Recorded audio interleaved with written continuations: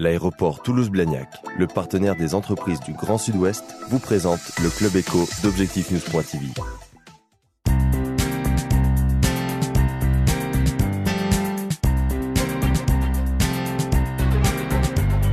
Bonsoir, bienvenue dans le Club Éco d'Objectif-News.tv. Aujourd'hui, nous recevons William Vidal. Bonsoir. Bonsoir. Vous êtes PDG d'EcoCert, un organisme de contrôle et de certification qui est au service du développement durable. Et cette année, EcoCert a 20 ans. Quand vous revenez en arrière sur ces 20 dernières années, c'est un succès pour vous? C'est un succès et surtout, ça a passé très vite parce qu'on a été très occupés pendant ces 20 ans. Vous êtes cofondateur, hein? Cofondateur, exactement. Et ce qui est important, c'est de voir que démarrant à 12 dans un petit bureau dans la première entreprise de l'école de Purpan en 1991, nous sommes arrivés aujourd'hui à un groupe de 500 personnes. Donc ça a été très vite. Un groupe qui se développe à l'international, qui certifie de très nombreux produits. Cette année, je crois que vous certifiez de nouveaux produits, les peintures, les spas. Oui, alors évidemment, l'essentiel de notre activité résulte du secteur de l'agriculture biologique, puisque ça représente à peu près 75% de notre activité.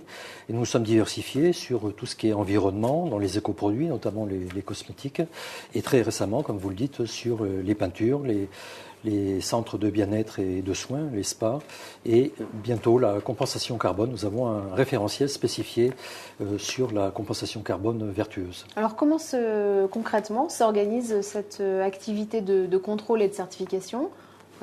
Prenons par exemple l'activité spa ou une autre. Comment vous organisez ce travail? Ce qu'il faut dire, c'est que d'une manière générale, la certification est un acte volontaire, c'est-à-dire qu'un acteur économique qui veut valoriser ses produits avec une certification doit s'engager auprès d'un organisme certificateur. Et après, évidemment, cet organisme vient investiguer chez lui envoie un auditeur qui fait un rapport d'audit qui lui-même est examiné par un chargé de certification qui délivre les certificats si tout est conforme, ou demande des actions d'amélioration, ou éventuellement refuse la certification si le process n'est pas conforme. Comment vous êtes rémunéré? Cette activité est organisée comment? Nous facturons notre temps. Nous ne sommes pas liés au produit, nous n'avons pas de pourcentage sur le produit. Et c'est le temps que l'on passe. Et évidemment, nous passons d'autant plus de temps que la complexité de l'entreprise le nécessite ou qu'il y a plus de risques. Vous êtes 500 aujourd'hui dans l'entreprise. Dans le monde, oui. J'imagine que donc les recrutements sont réguliers. Vous continuez à recruter ici dans le Gers, par exemple? Tout à fait. Nous avons, alors pour tout dire, nous avons embauché 200 personnes en 30 mois. Dans une bonne partie dans le Gers, mais aussi dans toute la France, puisque nous avons des auditeurs qui travaillent sur le territoire français et à l'étranger, bien évidemment. Mais à l'étranger, les salariés sont embauchés sur place, dans chaque pays. Vous avez des nouveaux projets à l'international, aux États-Unis et en Corée du Sud? Alors, nous sommes implantés aux États-Unis à la fin 2010. Nous avons acheté un petit organisme dans l'Indiana qui vient compléter la filiale que nous avions déjà. Et nous avons un projet en Corée du Sud. Je pense que cette année, nous allons pouvoir monter une joint venture en Corée du Sud. Vous êtes présent dans combien de pays aujourd'hui? Alors, nous sommes présents, implantés dans 20 pays et nous intervenons dans à peu près 85 pays à partir de toutes ces implantations.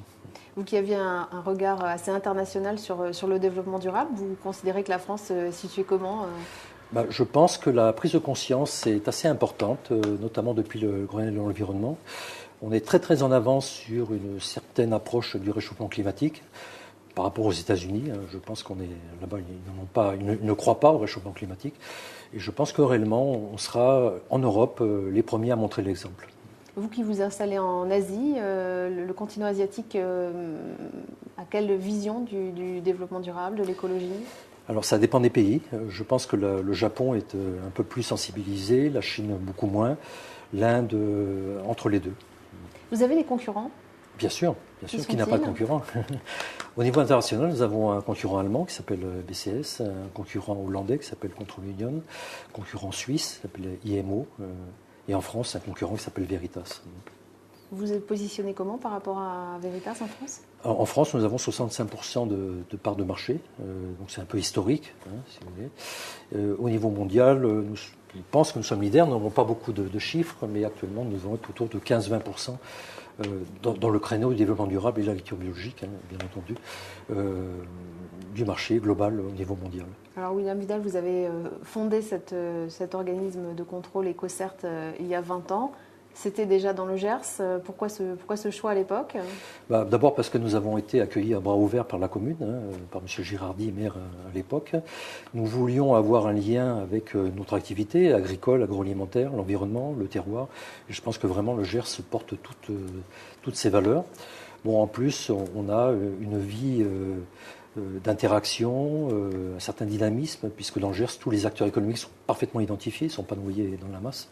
Et je pense qu'on est un peu comme dans une grande famille au niveau économique, et avec un échange et peut-être des vues communes sur le développement de la planète. C'est un choix que vous referiez aujourd'hui? Bien sûr, bien sûr. Vous allez continuer à vous développer dans le département?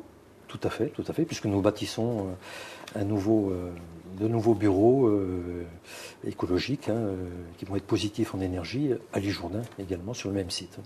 Quelles caractéristiques ce bâtiment? Pouvez-vous nous en dire 2 mots? Oui, bien sûr. C'est un bâtiment qui sera construit en paille, en bois, qui sera carbone neutre au départ, puisque le carbone stocké dans les matériaux compensera l'énergie de construction. Et après, il sera positif en énergie, puisqu'il sera très bien isolé. Il y aura des panneaux solaires qui compenseront, dans le fonctionnement normal, la consommation d'énergie. Nous revendrons de l'électricité supplémentaire. Vous serez certifié? Oui, tout à fait. Nous serons certifiés par un organisme américain qui s'appelle LEED. Merci William Vidal. Je vous remercie.